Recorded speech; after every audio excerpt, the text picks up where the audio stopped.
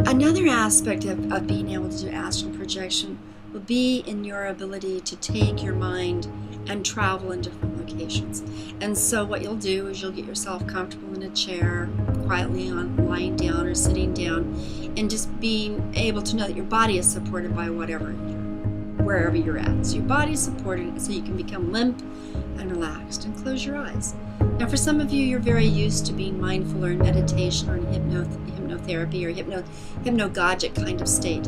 And so you'll be able to move yourself into that kind of trance-like experience so that your body is very still. And there you are, very present with your body. So go ahead and do that. Now to illustrate that this is not a complicated thing, what you're going to do now also is you're going to just, for the moment, imagine yourself in a room that's adjacent to the room you're in. Imagine while you're in that room the colors, the textures, where things are located, what lighting is involved, what it feels like when you are observing. Are you observing from a standing position, from a floating position?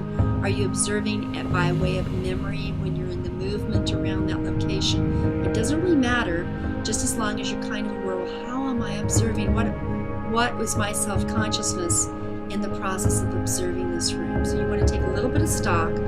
Okay, well, I'm looking at this table, and I seem to be standing up because I'm looking down on what's on the table, and I'm seeing the tops of the items on the table.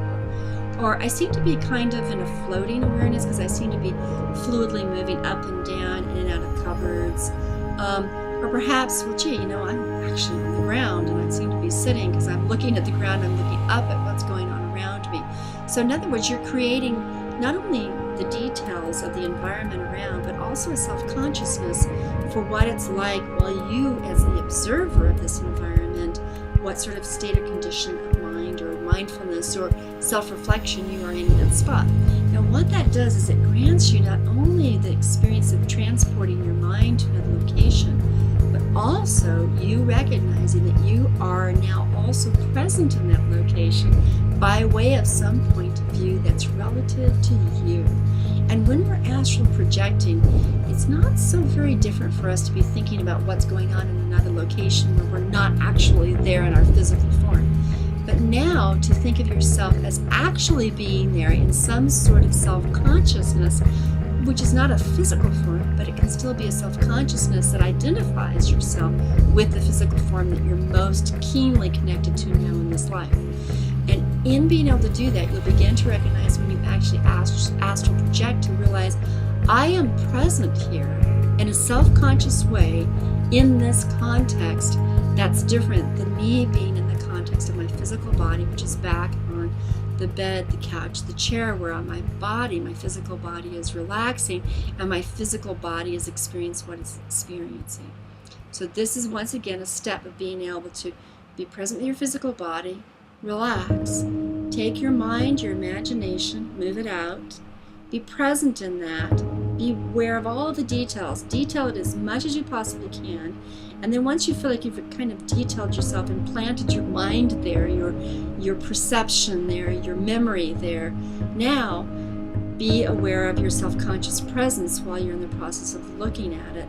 And then after you know from what perspectives you are collecting that data or remembering that is surrounding, now the third step is to become conscious of feeling as if you are present in a self-conscious sensorium sort of way, not a physical sensorium sort of way, but a self-conscious physical sort of way where you have a sense of, I'm aware that as I'm moving that I can feel that if I move this way it takes this much awareness of movement. My body takes this much awareness of movement to move from the center to the room over here to the table, or to move from this spot over there to the sink. And so there's like a sense of what movement is like, and that sense of movement, distance, space, even though you're not there on a three-dimensional level, you now have consciousness of space.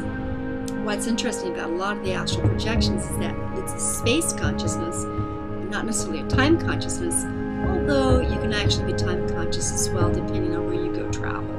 Well, this is step number 2, and it's so much fun. Enjoy this. This is like such a fun way to explore life, and it can be added to the benefit of everybody in your life, as well as just the awareness that we're so much more than what we've been conditioned to be limited to thinking we are. All right.